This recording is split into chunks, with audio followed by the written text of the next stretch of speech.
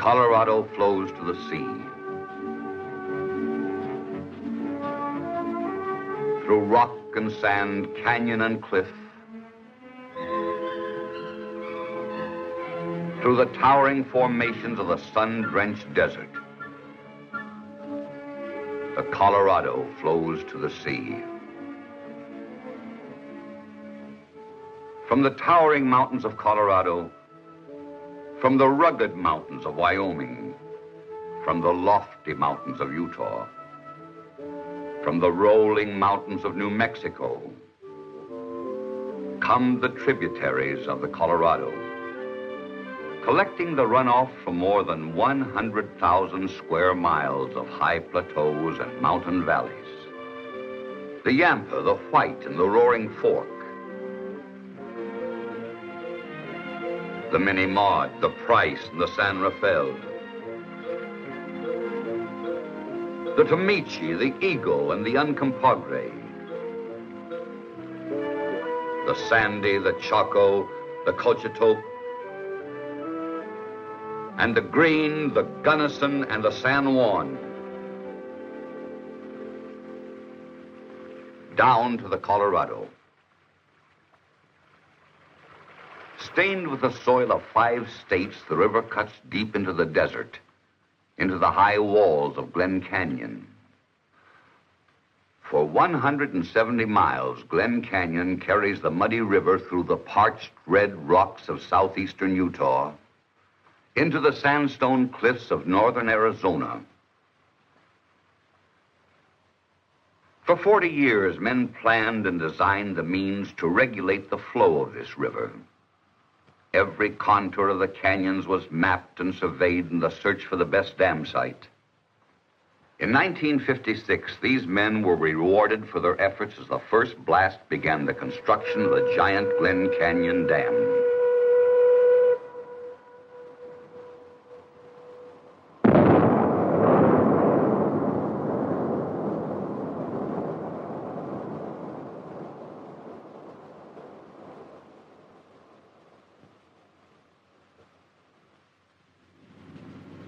Bordering on the vast space of the Navajo Reservation, the dam site soon became the objective of a slowly growing army of construction experts. And the machines of heavy construction brought new sounds to this land of the Navajo.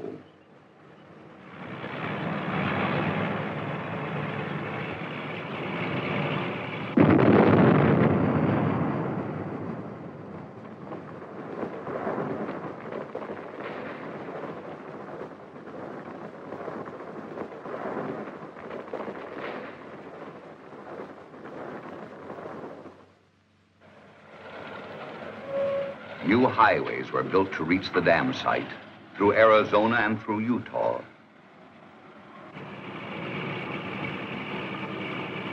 New highways through 2 states, each ending at the rim of Glen Canyon, Glen Canyon Dam, a huge construction project bisected by a 700-foot deep canyon and no way to cross.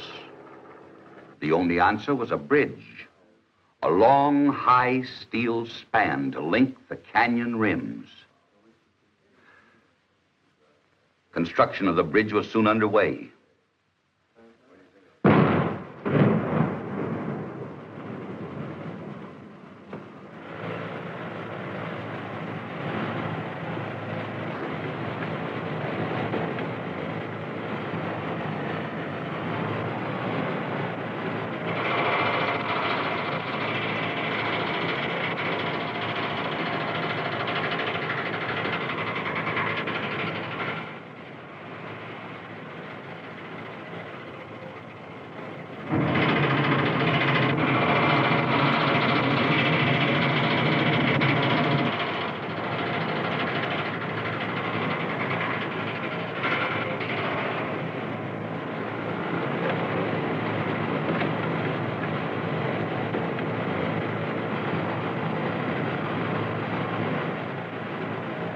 The last steel beam, by tradition bearing the American flag, was lowered slowly into position on a hot August morning.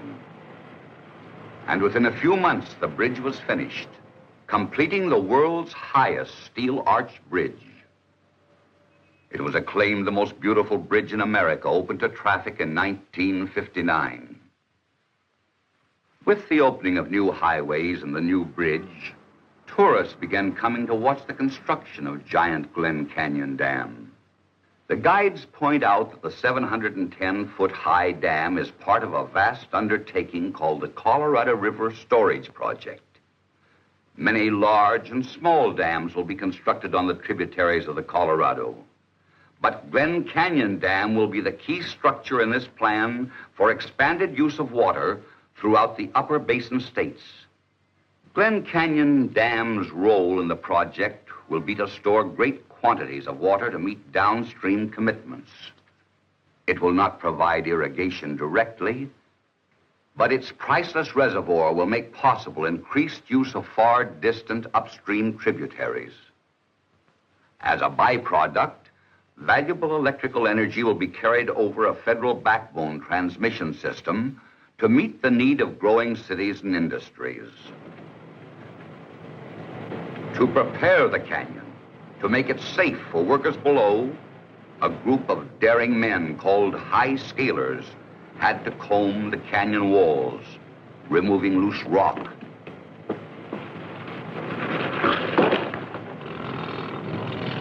Drilling, trusting to a slender line hanging from the canyon rim far above.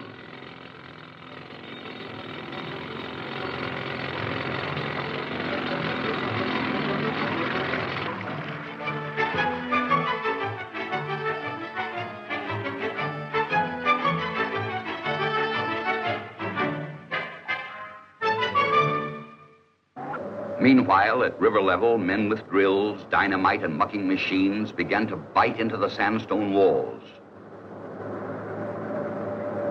2 tunnels, each as wide as a house, were cut through a half-mile of rock to divert the river from its channel.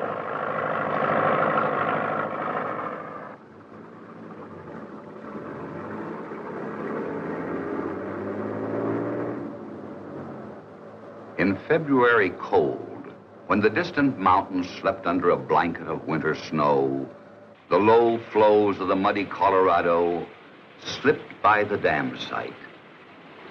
This was the time to close the cofferdam and to move the river from its bed. Angrily, the water fought to remain, pounding, digging, driving the boulders before it. But eventually, the truckloads of broken rock closed the gap, and the water began moving through the giant diversion tunnels. The Colorado River felt the reins of man's control. Soon the warm spring winds shrank the distant snowbanks, and the new tunnels felt the full fury of the raging river.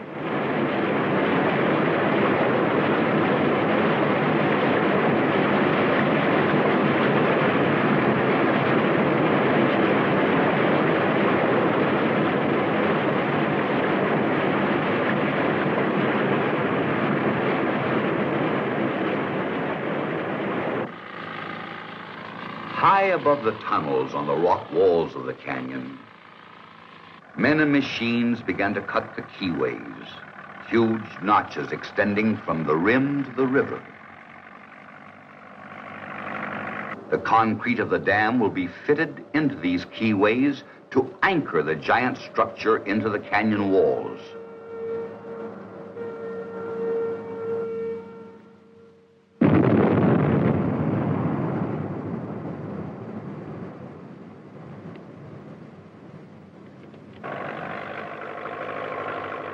With the river bypassed and the keyways cut to the canyon floor, power shovels and drag lines began to clear the sand, mud, and gravel from the old riverbed. The men of Glen Canyon prepared for their 4th year of building the dam. Remove the rock, remove the sand, remove the gravel laid down in the ages before man. Get down to the bedrock and wash it clean.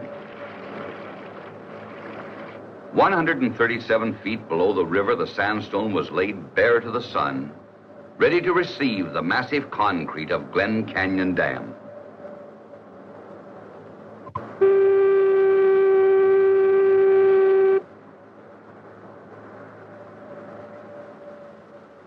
Midday at the construction site. At the cofferdams, in the foundation area and on the canyon rims, a stillness falls as the men rest and prepare for the task ahead.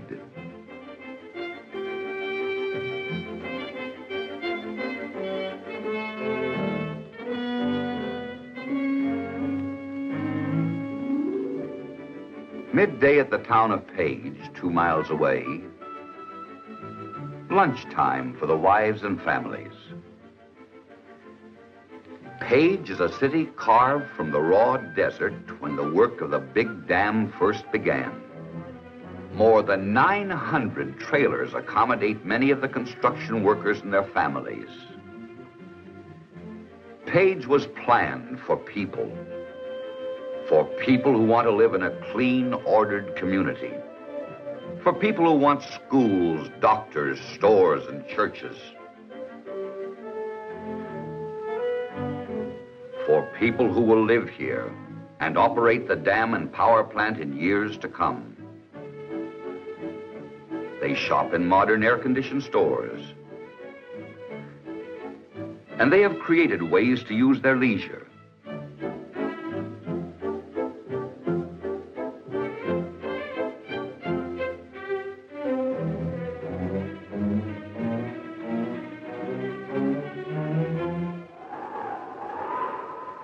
A land of free-flowing wind, of the blackbrush, the sagebrush, and the dryland grass. A town has grown where none had stood before. A city shaped by the forces of nature, sustained by the efforts of man. At the dam site, the foundation rock that had been laid bare and carefully cleaned was ready for the concrete soon to come. During the years of excavation, giant plants were built to process and supply each of the ingredients that would go into the concrete. Aggregate comprises the bulk of concrete. This rock and sand are washed, screened, and sorted by a large plant 6 miles from the dam site.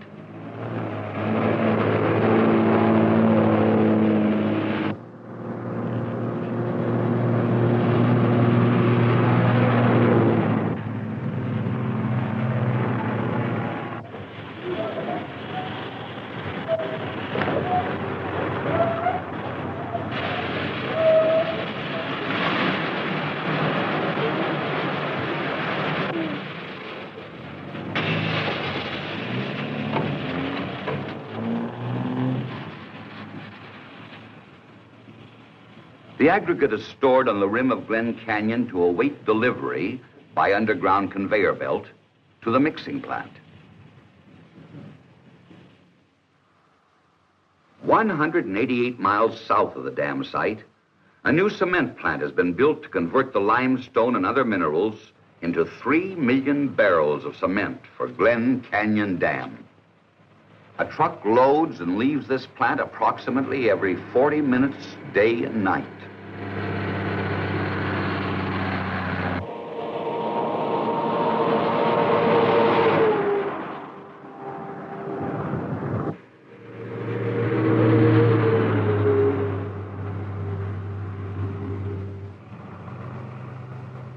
Pozzolan, a natural cement-like material, is used in place of some of the cement to give the concrete more desirable qualities.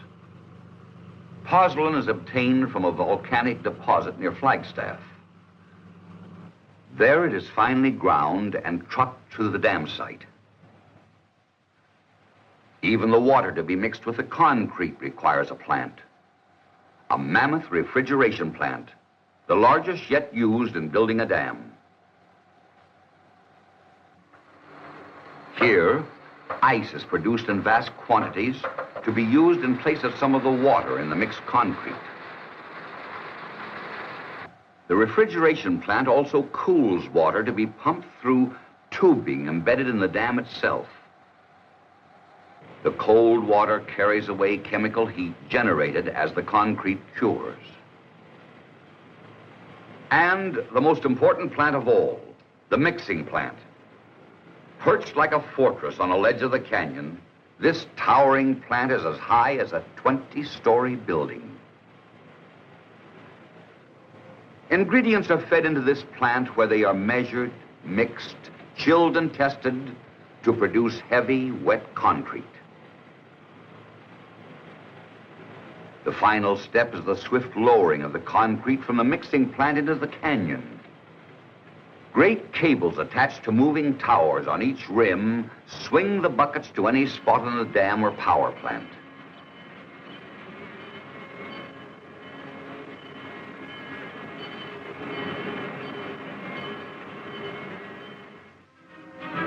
On June 17th, 1960, everything lay in readiness for the first bucket of concrete.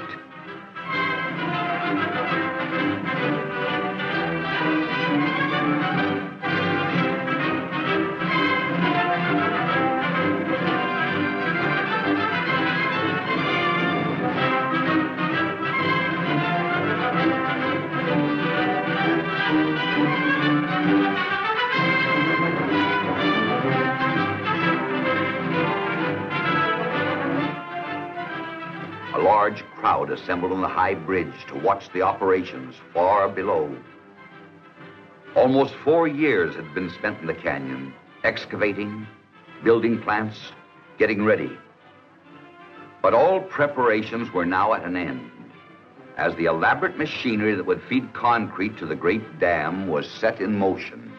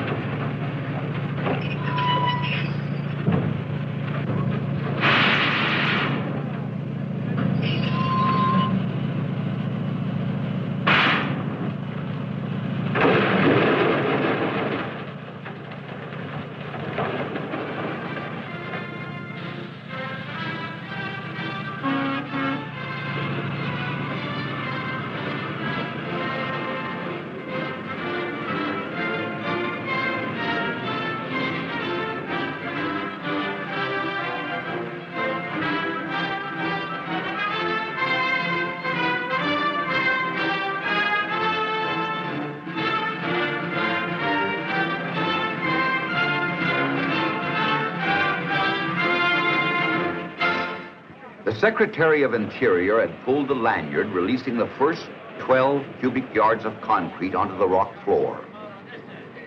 The first bucket, first of over 400,000 to be mixed in the noisy clatter of the concrete plant and sent sailing to the white barrier below.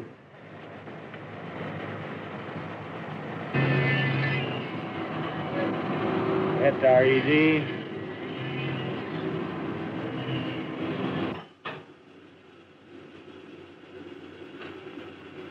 Still RED. Right. Hey, he wants another half a bucket down the river, Bob.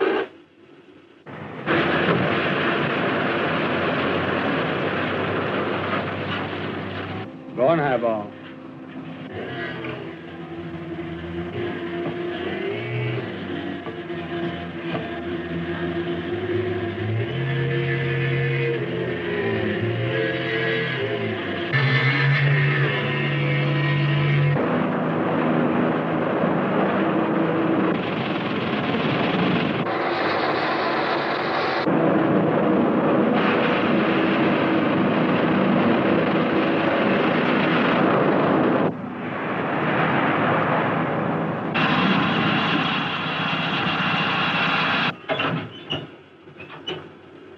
Hold your travel.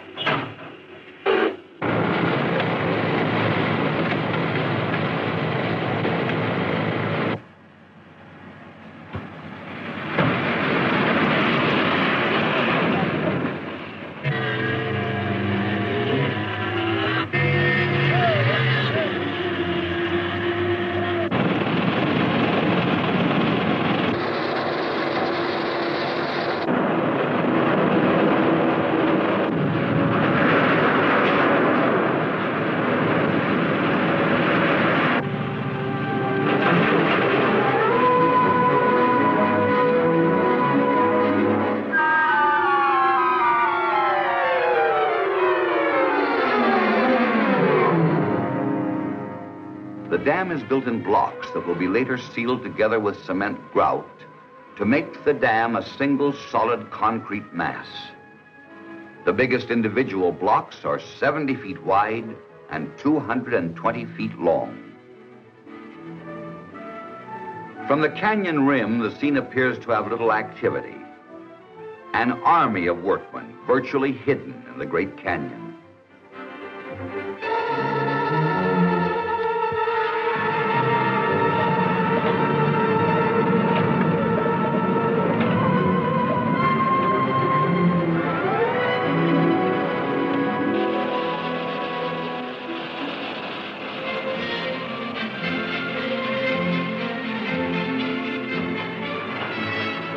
Swiftly, the great buckets drop their loads of concrete. And slowly, the massive dam rises skyward.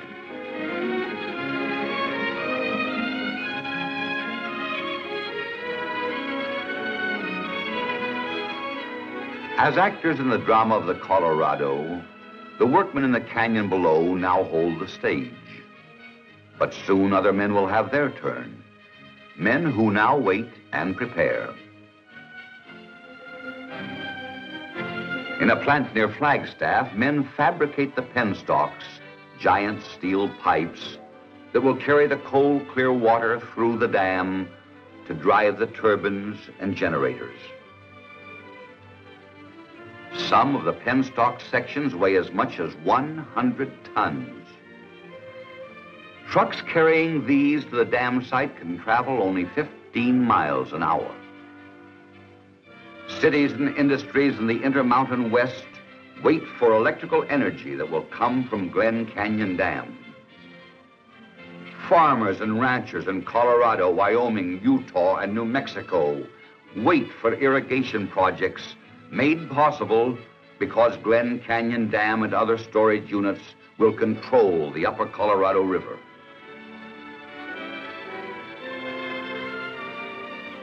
And in scenic Glen Canyon, National Park Service rangers prepare for the influx of visitors who will boat, fish, and swim in the blue waters behind the dam. The Glen Canyon Reservoir has been named Lake Powell in honor of John Wesley Powell, explorer, scientist, and early proponent of reclamation in the West. As the waters rise in Lake Powell, the narrow side canyons will become intriguing inlets of matchless beauty. Higher on the red cliffs, the water will lap against rock formations now rarely reached by man.